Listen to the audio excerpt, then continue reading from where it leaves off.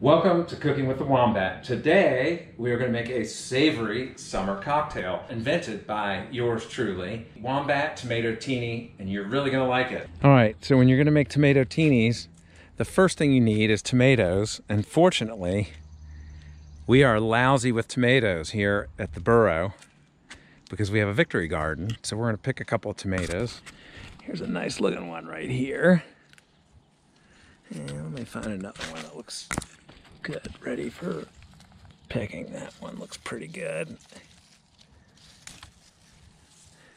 And we are going to use these in our tomato-tini.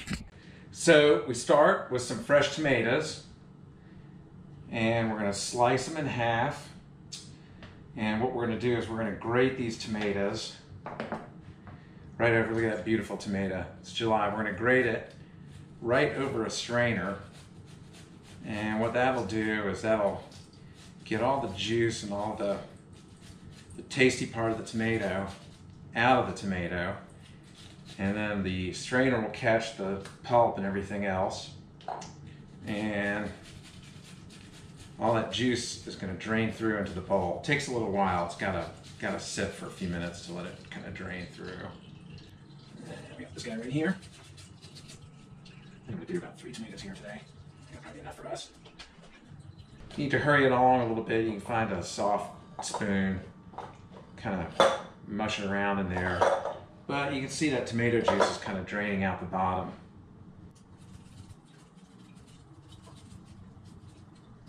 So we got 3 tomatoes. This is something you want to make fresh. I mean, it's still good the next day. Lasts for a couple of days in the fridge, but it's not the same. I mean, there's nothing like a fresh tomato. You can let this sit for a little while if you want, or you can force it through like I did with a spoon. So now we have a bowl of tomato juice, and I'm going to use this as the base for making the Wombat Tomato-tini. We've got about 5 ounces of our freshly squeezed grated tomato juice. We've got 2 ounces of jalapeno juice straight from a good old jar of jalapenos. We have the juice of 1 lime, and you gotta make sure you have a good lime. Not a crappy, pithy lime. You need a lime that's got a lot of juice in it. I find sometimes that the ones that have thin skins, you can probably see this has a thinner skin than many limes you see, actually wind up being the juiciest. So we have the juice of 1 lime, and we like a little more heat here at the Wombat burrow, so I'm gonna put about 5 shakes of Tabasco in it, because we like a lot of heat. You could do more or less to taste. By the way, you may have noticed that I changed my apron. Wombat apron was in the wash because I made paella last night and had shrimp and chicken and stuff all over it. And I didn't realize it was clean until I was halfway through this project, at which point Mrs. Wombat told me that I needed to come get my Wombat apron. So that's why I changed. Okay, so last but certainly not least, maybe about a ½ teaspoon of salt. And that's it. That's it for our mix. Nice and easy, huh? You gotta have really good tomatoes. Make sure they're really good. You don't want to have a cruddy tomato, grocery store tomato. You want a farm-raised, fine ripened tomato is what you want. And now for the cocktail. All right, so now we're gonna mix up the cocktail. So start with fresh ice. Don't give me any of that crappy old watery ice that's been sitting in the bottom of a cooler with a bunch of fish and other stuff. Unless you're drinking rum, in which case you can use fish ice.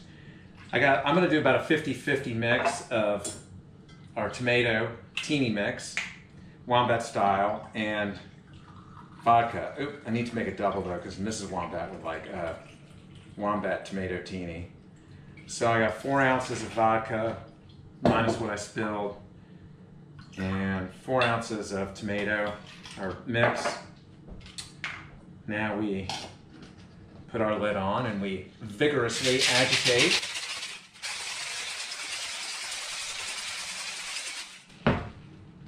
And, of course, strain into a nice martini glass. Look at how beautiful that is, nice and pink. If you let it sit, you know, if you let this tomato juice sit, actually, it'll separate a little bit. It's really interesting and pretty. So you can get a pink, clear liquid sometimes. You want to strain it through like cheesecloth or something really fine. Now we garnish, of course, with a couple of nice slices of lime. One for me, one for Mrs. Wombat. Mrs. Wombat? Thank you. That looks delicious. You can taste and tell everybody what you think.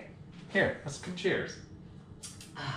Wombat toast. Summer in a glass. Summer in a glass. The savory cocktail. Long live the savory cocktail. There aren't enough of